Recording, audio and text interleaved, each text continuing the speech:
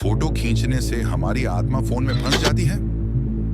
आज हम एक बहुत ही अजीब सवाल पर बात करेंगे जो अक्सर लोग पूछते हैं। क्या फोटो खींचने से हमारी आत्मा फोन में फंस जाती है? अब आपको सुनकर थोड़ा अजीब लग रहा होगा, लेकिन यह सवाल बहुत से लोगों के मन में होता है। तो आज हम इसमें तो सबसे पहले यह सवाल उठता है कि क्या हमारी आत्मा फोटो में फंस सकती है? अब विज्ञान की भाषा में कहें तो आत्मा या उस जैसी कोई चीज शारीरिक रूप से मौजूद नहीं है जिसे हम माप या महसूस कर सकें। लेकिन फिर भी क्यों कुछ लोग मानते हैं कि फोटो खींचने से किसी की आत्मा कहीं फंस सकती है? असल में यह मान्यता बहुत पुरानी है। कुछ संस्कृतियों में यह विश्वास था कि जब आप किसी की तस्वीर खींचते हो तो आप उसकी छाया या आत्मा को कैद कर लेते हो। लेकिन ध्यान देने वाली बात यह है कि यह सिर्फ एक विश्वास है, कोई वैज्ञानिक तथ्य नहीं। अब हम जब फोटो खींचते हैं तो जो भी प्रक्रिया होती है वो पूरी तरह से कैमरा के लेंस, सेंसर और कंप्यूटर प्रोसेसिंग से जुड़ी होती है।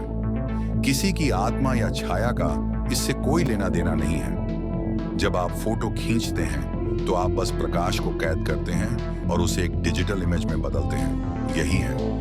और यदि बात करें कैमरा के बारे में, तो पुराने जमाने में भी लोग मानते थे कि कैमरे में कुछ जादू है। यह समझना मुश्किल था कि जब किसी की तस्वीर ली जाती है तो वह उसकी असल छवि क्यों कैद हो जाती है। लेकिन अब हम जानते हैं कि यह सब प्रकाश और तकनीक का कमाल है। लेकिन हाँ, अगर हम बात करें आत्मा की, तो शायद इस सवाल का एक दूसरा पहलू हो सकता है। हमारी आंतरिक दुनिया, हमारे विचार, हमारे डर और हमारी उम्मीदें, ये सब हमारी आत्मा की तरह महसूस होते हैं।